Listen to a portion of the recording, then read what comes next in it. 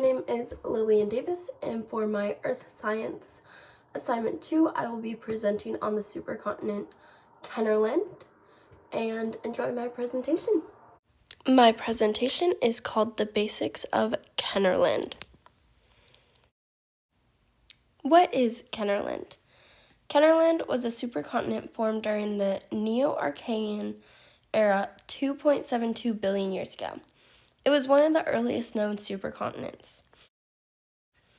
The formation of Kenorland. This supercontinent was formed 2.72 billion years ago, after the supercontinent year. It formed as a result of a series of accretion events, which is the addition of material onto tectonic plates at subduction zones, and this usually occurred at the edges of already formed landmasses. And then the formation of new continental crust also contributed to forming this supercontinent. The formation of supercontinents like Kenorland occurred over hundreds of millions to billions of years. Geological processes such as erosion, sedimentation, and volcanic activity continually reshaped the Earth's surfaces, contributing to the assembly and breakup of supercontinents over time.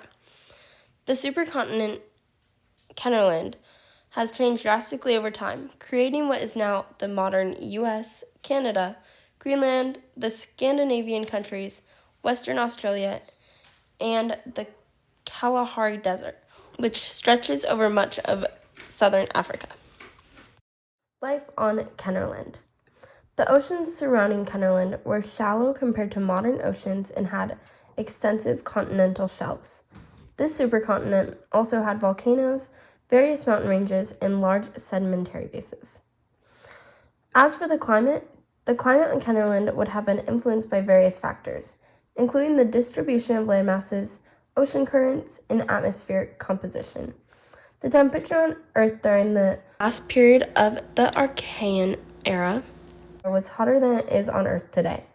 The temperature ranged anywhere from 45 to 85 degrees Celsius, and today the average temperature is around 15 degrees Celsius. This period also had fluctuating periods of glaciation and interglacial periods, which means periods without glaciers. The high temperature could be caused by the high amount of greenhouse gases present in the atmosphere.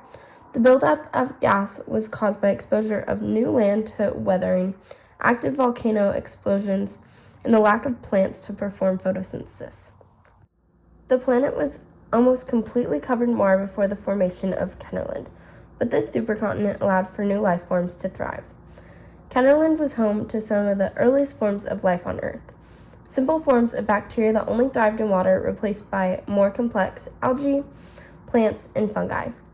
Microbial mats, stromatolites, and other fossilized remains indicate the presence of cyanobacteria and other microorganisms capable of photosynthesis. These organisms played a crucial role in shaping the environment and altering the composition of the atmosphere and oceans over time. The breakup of Kenorland.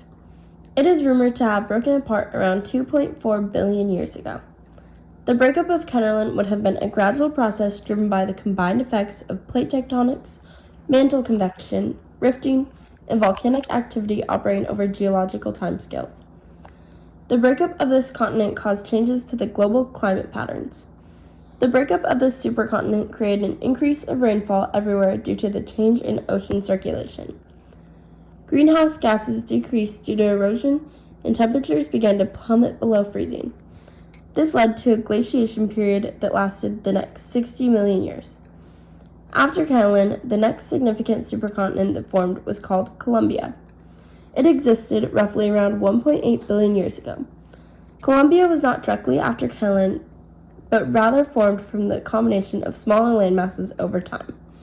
This is the next significant supercontinent that appeared after Kenorland.